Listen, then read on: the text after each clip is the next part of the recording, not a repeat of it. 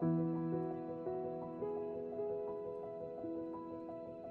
what do I tell you? Like, I told him that, toka tu nitakwambia chenye tutaongea. Because now he's being protective of me. I'm not here to please anyone.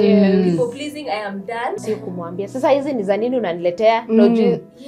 It's how you communicate. I want to emphasize that it's how you say. I didn't grow up that way.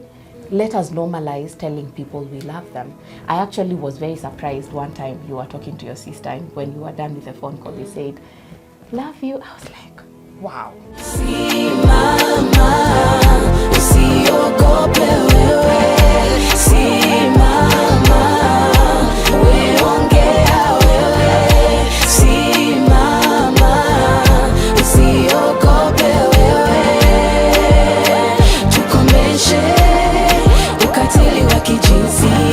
Hello beautiful people, welcome to Simama Talks. My name is Celeste Ngashohe and I am your host. Mko vipi? I am well. Today we continue with the topic dissecting love. Oh my God, the previous conversation we had was so enriching. We visited our childhood view of love, and now we are at where tumemature, we have self-awareness, and we are looking at how everything has affected our relationships. And I have our guests today. They're not new, you know them. Anne Wangari Kimemia Gishoki and Ray Kimemia. Karibuni sana tena. Asante. Thank sana. you. Yeah. So you remember we talked about social media pressure, and we all agreed that kuna mambo mengi kwa social media, but tuko na kona mzuri, tuko na watu wenye wanatuonyesha authenticity, but mingi sana ni mambo ambayo tunaona inatushape in our minds. If you're not careful, tutalive in a facade, tutalive not authentically living our lives. Niko na swali. Have you ever felt kuna mtu una follow lakini anakupea pressure hadi ukamwunfollow? Hey, I have. You have? How many people? A few couples. A few couples? Yes, because I was like, hey, Aki, this is not my reality. Let me just come back to reality. Because, you know, the more you watch, the more your expectations are changing. So now you're like, wow, if he treats me like this. Okay, so this is the bare minimum. Now, your bare minimum becomes their bare minimum. Oh, yeah. You're So living like, for them. How long did it take? Rudy. How long did it take for you to realize, ikitu inani affect? Nani kama? A few years. Yes. You're in a relationship and you're like, Yo. hawezi nifanyia nini? So kila siku unasonya nini? Like, anakupatia the best, but wewe hauoni. I'm like, hapana, no. I should not continue with this, because if I do, then I will hurt my person, because they cannot match up to the other person. So I have to unfollow and just, decide, okay, this is my truth, this is my reality, let me come back to this and enjoy what I have. Wow. Yeah. Wow. And how can you say imekusaidia kuunfollow huyo mtu au watu? Let me tell you, for me it is very liberating, because I'm like, now I don't have to see nani. Now, okay, now I'm not in a relationship, but I'm like, I am going to be in a relationship soon. Yeah. Anyway, so I'm like, I now know what I want. Yes. It is not what they are giving. Whatever is going to be brought into my life is what I'm going to take. It is what I'm going to accept. If it is in line with what I need for me, then I will accept it. But it is not someone else's relationship that I'm relying on or I'm looking up to. They are not my role models now. No. Now I am my own person. I realize that people are different, and I'm ready to give the person who comes next a chance to give me what they have to offer as a person, and not what the other person was offering their spouse. Yeah. Anne, let's go to you. Have you ever unfollowed someone? In regards to this love thing. Yeah, pressure, even not love, unasikia tu kitu haiko healthy, kuna pressure inanipea. Even love wise, yes. For love wise, no. This other one, it's not pressure really. why I have unfollowed people, it's because ninakasirika because of what they are doing, and I'm like, you know what, see must. Because they are doing their thing, and I'm getting so angry. I feel like this is not, this is not what I stand for, and I'm irritated. Why am I following you? So that is why I have unfollowed people. So what I have done, especially in the past, I don't follow people, especially couples. It's not sino ubaya na anyone, but I don't want to feed myself that every time. If I come across a post by them, that's well fine and good, and I will consume, but I will not intentionally follow. Yes. So that I've done that since kitambo, so I don't follow evil. Yes. For me, I have also, and kuna hiki tunaitwa FOMO, fear of missing out. You know, sometimes I think we need to normalize, you know, unfollowing. Kama sikuserve. There was a post I came across, and the guy was saying, why do you follow the person? Because, you know, below the we are just saying, we are consuming every day, consuming. And we need to know to draw the line. Hapa napo sipiti kuconsume. So I have unfollowed people, mostly because they are doing things I feel like, this is not what I want to see. This is not what I stand for. Maybe nasikia, hiki kitu yenye wanafanya wananiudhi. Ama I can clearly see this is an act. So I'm like, especially when I feel or just suspect there is no authenticity. Even though I love you so much, but then naeza commute, you know, just for my peace of mind and for me to just cut the noise so that I focus on me. I've just thought of something. The way society has presented love to us. We see a lot of things, a lot of story sponsors and all that. Do you think our parents, sorry to say, do you think our parents walituonyesha love ni vitu? Like mtu aki-offer if they're taking care of you, especially for women. Do you think tulionyeshwa love ukiprovidiwa ndio love? Do you think they disregarded any other thing?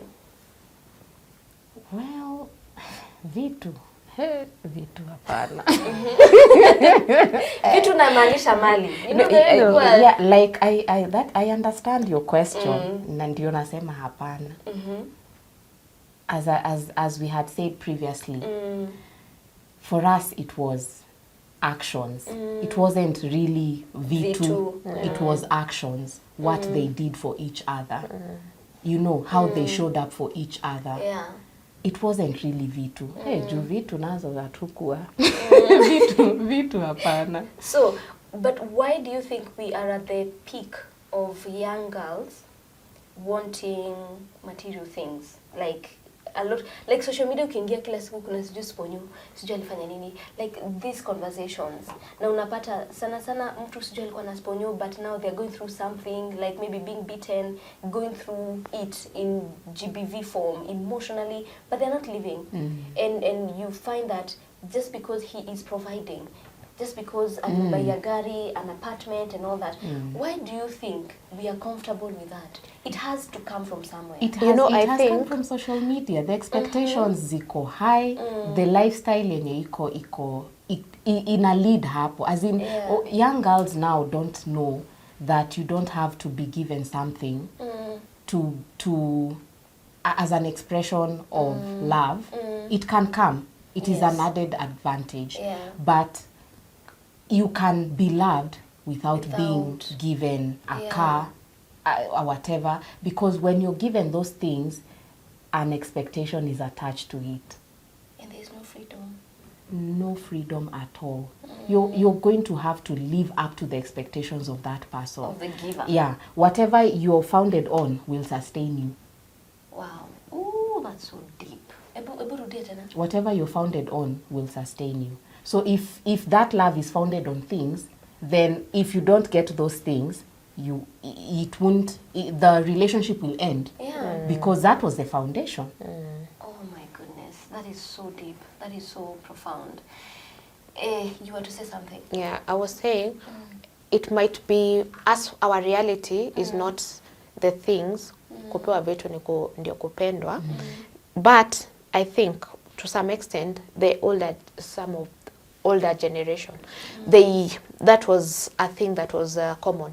So you see people like parents, they love huyu because akona mali. So that is what you think, that is what love is. Yeah, so I think it might have come from that. Because I've had so many people, several people say, maybe mzazi anakataa mtu sababu ana pesa, anachukua mwenye akona pesa. They don't care about whatever is going on. Yes, whatever is going on hapo pengine, I don't care, but akona pesa, anaweza kuangalia. Yes. Anaweza tuangalie pia. Yes, because mtu anaweza unaenda unasema mami sijui ninachapa nafanyiwa nini, anasema kuna kitu umekosa kwa hiyo nyumba. Imagine. So yes, I think it stemmed from that, but it's just that for some of us that is not our reality, and we thank God. Yeah, it's sad because social media sahi ukiangalia ni we have accepted we have given reception to all these sayings of mimi kama sijui kuna allowance sijui nini. I'm not against that if they can, sawa, but the whole pressure of kusema mimi siwezi kuwa girlfriend kama unipe 50k per month, mimi siwezi sijui kufanya nini, tunaweka subconsciously, tunaweka watoto wetu. Unaona mtu anasema because they are looking up to these people. Ako like kama ule anampea mbona nisi, and that's why utapata mtu hadi hata kuwa na normal dating. Utapata ataendea baba mwenye ako na watoto rika yake. Which now vile umesema unanyang'anywa freedom, and then you will go through stuff that you will never talk about. Exactly. Because also kuna stigma. Kuna stigma. Utapata mtu au mtu haijua na date nani, ni rafiki yako. Who is your boyfriend? But because they know this is not what I should be doing. Now inakuwa anaficha. And when we speak about GBV, inaanzanga na silence. Sana mtu atasema. Yeah. Because there is shame in sijui alinifanyia. We've come from far, but I'm glad we are here to just dissect things and to state how they are. To know si lazima upewe ndio unyeshanwe unapendwa. You know, when we talk about society, how have, you know, our dads, wazazi wetu, can you state one time yenye ulifeel my dad loves me, hata kama hakusema? We've talked about your dad loving your mom, but how did your dad influence you even choosing your partner? It's a deep one. Partner. Even the relationships. No, but you've had relationships. Well, one time when I truly knew that my dad loved me, alinipeleka hosi. I remember ilikuwa approved Kabete. And tukaingia kwa daktari. It was a woman. She told him, mzee, please excuse us. There are things that we need to talk about with your daughter that we can't talk about when you're here. Woo! My dad, aliwaka. He was like, what do you mean there are things you can talk about in my absence? Ni nini hiyo mnaweza ongelea kama siko? Uwezi nifanyie hivi, unaweza nifanyie hivi. You know, I'm like, oh my God. Like, boy. Like, what do I tell you? Like, I told him, Dad, toka tu nitakwambia chenye tutaongea. Because now he's being protective of me. So that, the way he protected me, the way he was like, I am not leaving you in a room with a stranger. I have to be here. Like, how do I bring you to hospital and then kwani ni admission? Ninatoka aje? I have to listen to everything you're talking about. I felt so loved. I was like, wow. So when I was looking at my previous partners, I always wanted someone who could protect me jealously. Yeah. If you can't protect me jealously, then you don't love me. Because a man is supposed to protect his woman. Yeah. But then again, you see now, my expectation is so high because in as much as let's say your boyfriend should protect you, really the job of protecting a woman is for the husband. Yeah. That is what the Bible says. not the boyfriend. It is for the husband. God. That even brings in the matter of what you are talking about, allowance, girlfriend allowance. He's not obliged to give you a dime. It's not a must. It is not. It is not an expectation you should have. You shouldn't have it because you're not his wife. The Bible says that a man will provide for his wife, not his girlfriend. But sasa unajua sasa tuko ile age ya, if he doesn't provide for you, a man's love should be shown by how much he provides. Well, it is good if he can do those things for you, but you shouldn't expect it. You shouldn't. You shouldn't disqualify him because he is not providing. He's not your husband. He's your boyfriend. Yeah, but for me, for my dad, when it came to me now looking at partners, I was like, if he doesn't protect me, and I knew that this person cannot protect me, yet sometimes I stayed. Wow. Why do you think you stayed? And you knew what you wanted? Well, because okay, sasa nikitoka hapa nitaenda wapi? But what do you mean utaenda wapi? What is this thing? What do you mean? What do you mean utaenda wapi? Do you know how hard it is to approach an Akorino woman? I have gotten so many comments from guys now when I'm not an Akorino. Yeah, I was an Akorino. They're like, wow, unajua ukiwa Mkorino hata singe kuongelesha. Oh God. Like, I'm like, what? So where do you start? I'm like, so you talk to me like a normal woman. Yes. Like, I mean, the way you approach another lady. Of course, juu ya kitamba, hautaanza na stories za, napenda ni. You will not talk about my physical attributes. At least you know that. If unless you're daft, you know. You know not to talk about my physical attributes because I will think what you want is sex. Yeah, for sure. Yeah. So, I'm like, wow, if this one has loved an Akorino, let me stay. And then sometimes you feel like, okay, maybe this is normal. Who told you this is not normal? Who told you it is not normal for a man to be condescending? Who told you that it is not normal for a man to manipulate you? Like, sometimes you confuse that for protection.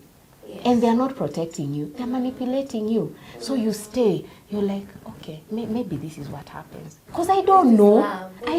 Yeah. I've never sat down with my mom, akaniambia ati, if a man tells you this, he's controlling you. Not until recently.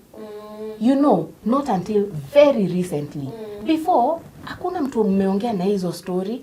You've seen your relatives, you've seen your friends in the same situation you're in and they didn't work out. So wewe una walk out aje? Utaambia watu nini? I know. You know, uli walk out kama nani? Yani upendi kupendwa? Men are supposed to be like that. They should control you. No, they shouldn't. Let's hold that thought. Men are supposed to be. Let's go to you, Anne. we will come to that point because it's something else. The question was how, when one point that you knew that your dad loves you, like you. Okay, yeah. So one of the one light one is when several times Mom would want to beat us, but Dad would defend us. Yeah, that one was so. And but hangeifanya ku make her akai bad, look bad, but you know they are on the same page, but no, this situation doesn't warrant you. Yes. Example, there was a time, there was a shop tulikuwa tunachukuanga nini deni wanalipa baadaye vitu za nyumba, but now they came a shopkeeper mwenye alikuwa ameandikwa hapo, alikuwa dem. We were cordial with each other. Sasa tulikuwa tunaenda tunachukua hadi sweetie hadi nini. Sasa ile siku alienda kujua deni imefika wapi. Deni ni mingi. Kwani nini imechukuliwa? My mom was angry. She was so angry. But Dad, he made sure to kuchapa. Okay, that day I was so happy. And then another time is when we wanted to go to visit my auntie. We were to go and visit my auntie. I think tulikuwa tunaenda na wewe.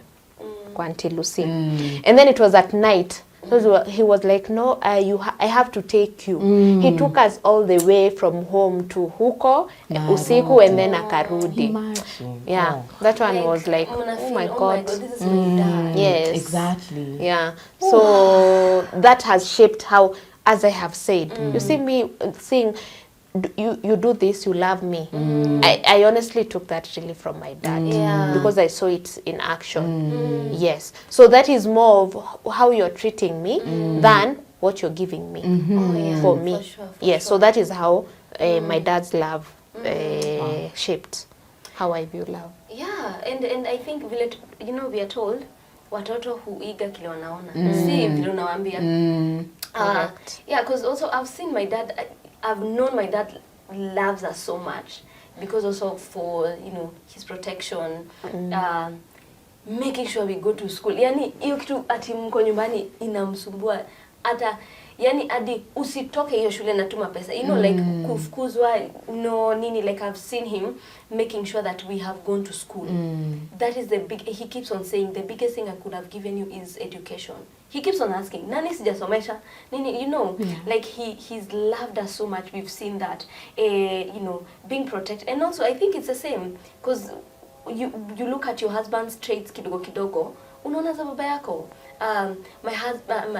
My dad is very independent. Like independent. Hadi nilikuwa namuona anajipigia pasi nini. So nilistruggle sana nikishanga mimi ni nini tena huyu bwana mbona usimami kidete. Yeah. Like I saw my dad like being clean, anapiga pasi, like making sure his shirts are nice. It could be maybe ni juu ya ukarao, but he is very neat. Yani hadi leo mkitembea kwa matope, yeye mtashuka pale hana matope. Nyinyi anakazika juu mbona unajichafua nini. And I've seen that with my husband. Very neat, miguu, viatu, and those things you don't see them, you don't think about them. They just happen. Yeah. So whatever, it's like we are being groomed. It's subconscious. Yes. So like as young parents right now, I think that's one thing we should really be careful. Yeah. Because we are grooming our children. We are grooming them to what they will accept. We are grooming them to show them hii iko sawa, hii haiko sawa. Yeah. Na sana tunafikirianga ni kumwambia wewe hapana, ni what they will see. Yeah. Sorry, when you talk about kids, recently I realized there is a way sometimes your kid comes antaka umchukue kila saa. And then sometimes you don't feel like doing it, and then you walk unatoka, you walk away. So it's like but unatoka. Juzi I thought, and I was like, if I show him, he wants me, but I am walking away, there's a picture and I will build in him. That is not okay. So of late I've been trying, even if I'm feeling so tired, I don't feel like it, this is not the day.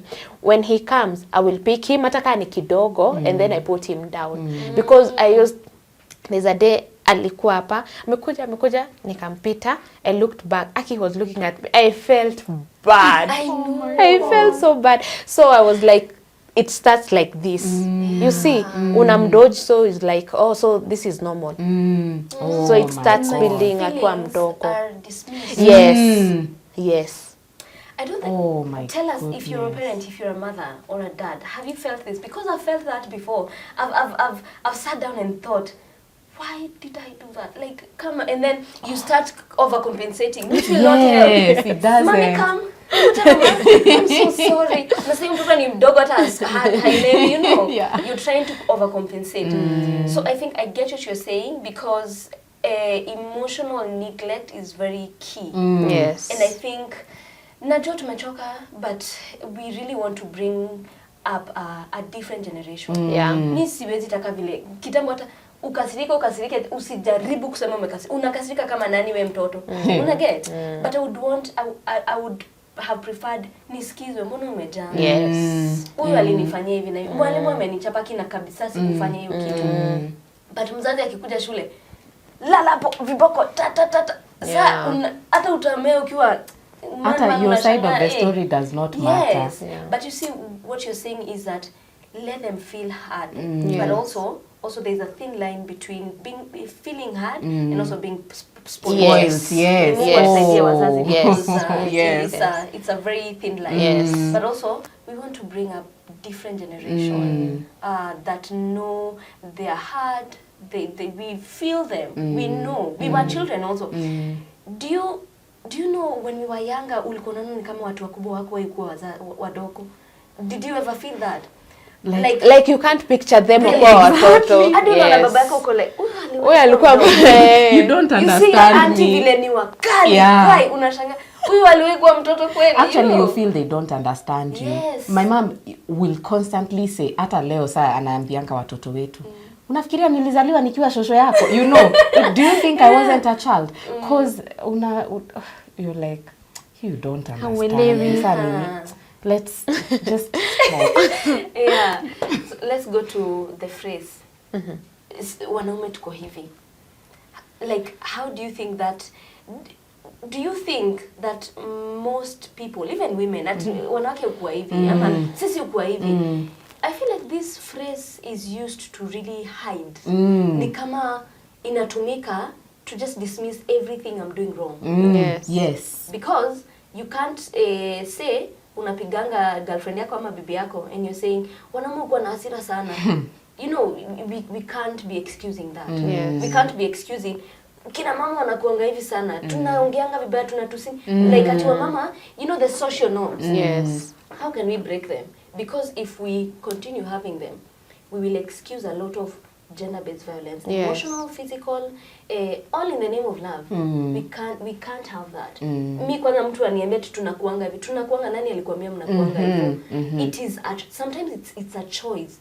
You can only say mi nakuanga mweupe ama mi nakuanga mweupe. Things that you can't change. You understand? But you can't say nakuanga hivi, napigananga. No, it's a choice.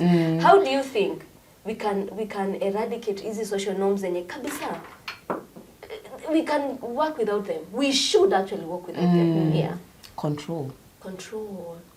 Learn self-control. Because women are feelers, we are emotional. Men are doers, they are planners. But you can't say that I won't be there for you, I won't feel your pain. Like for example, there are men who dismiss a woman after they've given birth. They are like, they will even go to the extent of having an affair because the woman has just given birth, so they can't have their conjugal rights. I'm like, you're feeling too much, so unalia nini? You don't think I need, you know. But do you understand? You're not there for me. I need my husband to be there. Do you know how important it is for a man to be there when you give birth? It is so important. And it's not just about giving birth. It's just about you being a husband, you being a present partner, you know. But in as much as you're operating in your nature as a man, you should know that there are compromises you have to make. As long as you're operating in your nature as a woman, you should know that there are compromises you have to make. Sometimes you need to come in as a planner. Not just feel all the time. You can't feel all the time. There are times when you need to put in the work. The man as well. So we need to have control. Self-control is very important. Usiseme ati wanawake wana one example, my mom, when I was pregnant, my mom told me, you don't give in to every craving you have. You don't. Because what if you can't afford it? Utajiua. Utaiba. Utalia. Utaishi kulia juu hujapata. I feel like having ice cream. Na hauna hata pesa, you can't even afford it. You don't give in to everything you feel. So that is control. You're controlling what you're feeling. In as much as you're a feeler, you control what you're feeling. Because you can't satisfy every feeling. For sure. You can't. Okay. And what do you think we should do? I think we should make good use of this social media because so many people are out there every time. And I think one thing that will help is you see how women talk about men, what they trying to show women, see every time kukua feminists all about women. It's us. But try and make other people see the pointier men. Oh. You get? That they are hard. Yes, yes, and vice versa. So men talk about women, yeah? Like the way she was saying, there are men out there saying, telling women, this is what, this is how it should be. And also now, men talking to fellow men, you see, about how they should treat women, so that it's not coming from a lady saying, this is how I think women should be treated, and vice versa.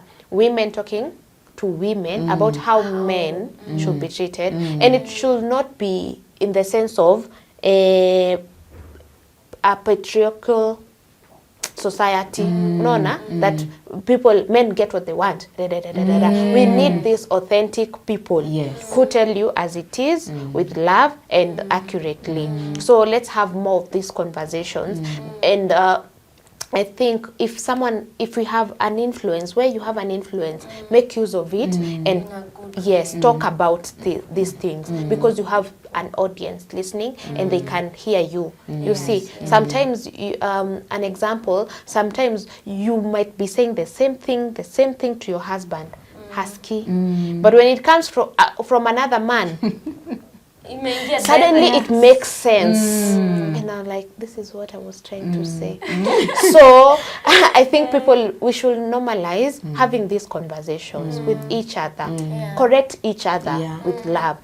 When I see you doing something that is not correct for a man, I tell you, because you listen to me more than when your husband is telling you, kwanza vichwa zinakaukanga, or your boyfriend, or men in general, yes. You don't understand me. I'm a woman. Yes, you can't understand. So yes, let's have these conversations, healthy conversations. Let's make use of this social media, because it will reach more people. Yes. Wow, my goodness, this is becoming very interesting. As we wrap up, when does love become toxic for you? When someone is on my head. On your head. Like I am not in control of my person. Okay. I am not in control of me. I only do this because of you, not because of me. You've lost you. Exactly. Wow. Because you like this, then we like this. Really. Yeah. But the problem is the other person does not do the same for you. They're like, you have to do what I want. You have to love what I love. But what about me? I am my own person before we come together as one. When I lose me, then that is toxic. If I can't do something for me, if I can't live in my own skin, then that is toxic. That is toxic. Yeah. What about you, Anne? Actually, I will say the same thing. When I lose myself, I lose what I loved completely.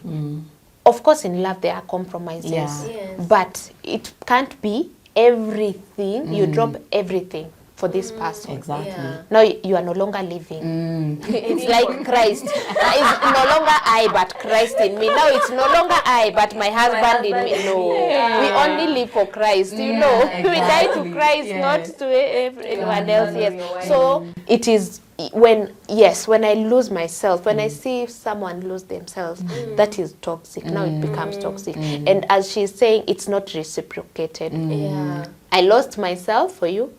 Nothing changed exactly for you. So now we are living your life. Just the two of us. Yes. That is toxic. Yeah. That's crazy. Yeah. And then also when it is also toxic when it's always about you did. Exactly. There's never a time when I will look. Let me give an example, even myself. You also, sometimes we are the toxic people in our relationship. It's not always the other person. So you cannot look within and realize, but hapa ni mimi. I'm the toxic one. Yeah, this is not okay. So I think it becomes toxic when it is always pointing fingers. When you notice there's always pointing of fingers. This is a toxic environment. There's never accountability with Exactly. one person. Like Yeah. as soon as kwa sema by the hapo nilikosea. Yes. I'm sorry. Yes. And Wow. that might also be you. Yeah. Yeah. You know, when we're having these conversations, we need to be very careful that we are not just having conversations to point fingers to, you know, the people we know, the people out there. Yes.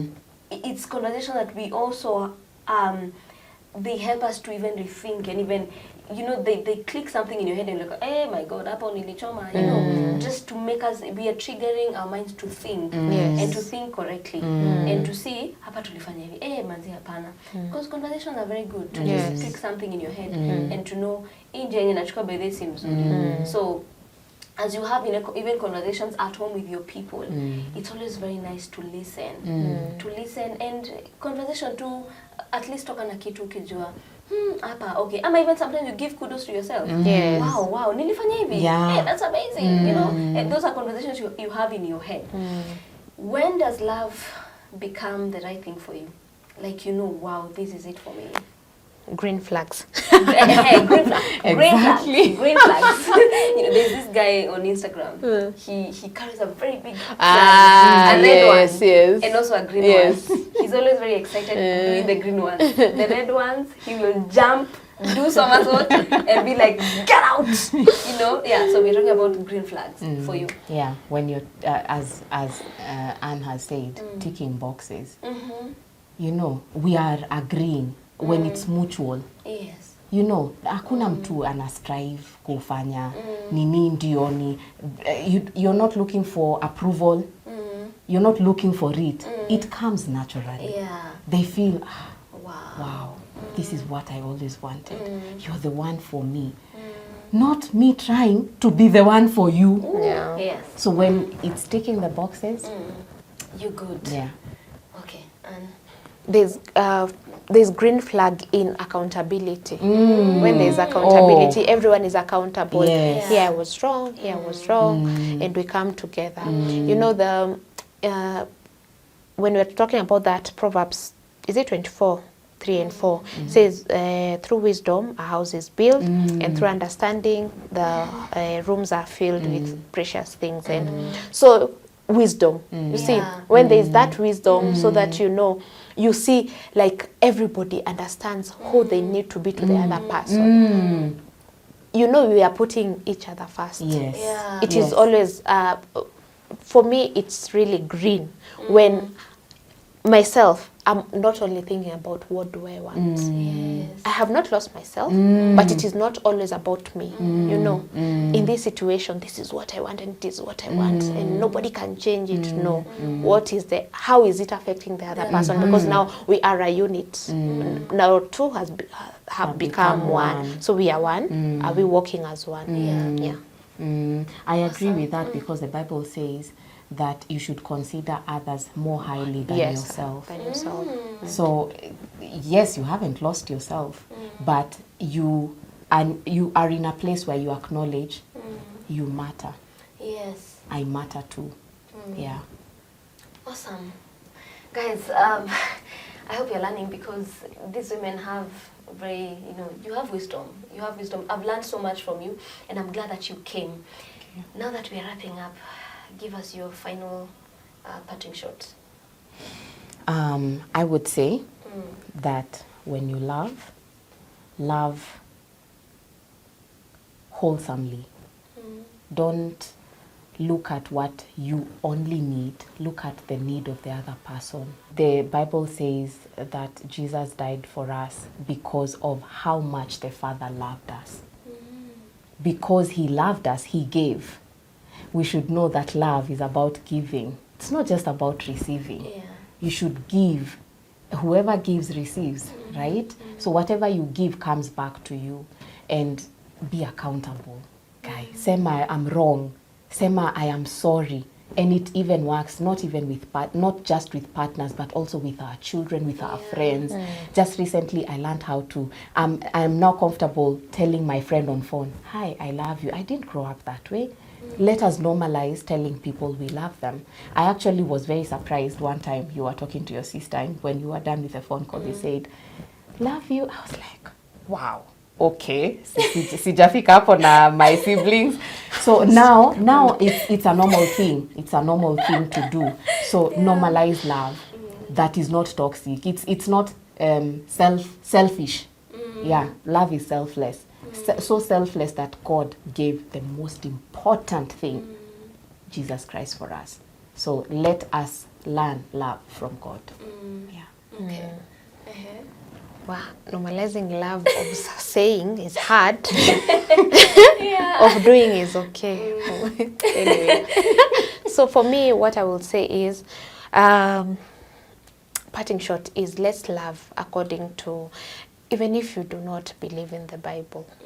I think 1 Corinthians 13, what it says about love, it is so wholesome, whether you believe or not, because kindness, self-control, patience, these are things, they are not Christian things, like they are humanity things. Yeah. So let's normalize looking at love as, so you think in this love is patient. Annie, are you patient in this situation? And not only you, is the other person patient? Is the other person kind, self-control? Do they have good self-control? So that we know what love is and what we need to give as love. So let's normalize putting our names kwa hiyo verse. Go back and read it and put your name. Anne is patient, is it true? Anne is kind, is it true? And then my partner or my mother is patient, is kind, and where you feel like it is not, let's now come and have conversations. Don't bottle it up, have the conversations. Awesome. Damn, these people are, you are deep. Mkona depth. I love people. I really love deep conversations. I do. I enjoy them. You've talked about saying I love you. I've grown, my dad telling us, Nikwedete, I love you. I love you. Even on the phone. Nikwedete is. Siwezi expect Karawa seme nakupenda. But I feel like Nikwedete is easier to say than I love you. I don't know what I love you does to me. Okay. Even when my friend tells me I love you, you're like, inakuwa ngumu kwangu kutoka. I don't know. So I've grown, my dad telling us, even when we go home together, nidimwedete muno, nawapenda sana kama watoto wangu. We've also grown, like my sisters, I love you. Like we've not had, I think the only person we are struggling is my brother. I think Neo, namwambianga, Lore, I love you. I just exposed my brother, I tell him, I love you. Manze, Fidi. I'm like, I just told you I love you, brother. Can you tell me you love me? And then he comes up, but I know he's also struggling with, the social norms of men. But he'll come around. I will tell him I love you, he'll say, my sister, I love you. So yeah, let's normalize saying to each other, we love them. Na si kusema tu, tuwapende cha ukweli. Yeah. Thank you so much, Anne, and thank you so much, Ray, for coming. Thanks for having us. We are grateful to have you. We've learned so much. Thank you for giving your time to this platform. Thank you so much, guys, for staying here. Thank you for your comments, your interactions with us, your calls, your WhatsApp, your inboxes on our social media. Tunashukuru sana, and God bless you. Let's continue with these conversations at Simama Talks. If you need to be here, if you really want to be here to share your story, if you're a psychologist, if you want to be part of this story, of these talks, that we create a place where we can talk about gender-based violence and how to eradicate it. How can we help each other? Contact us. There's a number here to pigia simu, WhatsApp us, and then we will get back to you. Or you can inbox us on our social media platforms, Instagram, Facebook, and TikTok, Kiambu TV, ama Celestine Gashohe on Instagram, TikTok, and Facebook, and Simama Initiative, Instagram and TikTok. Usiogope, call us. And if you want us to come to your place, tutakuja. We are ready because we are really trying to push this conversation. Thank you so much. Continue following us and being present here and in your time at home conversation. Drive these conversations. Asanteni sana. See you next time. God bless you. Simama, usiogope.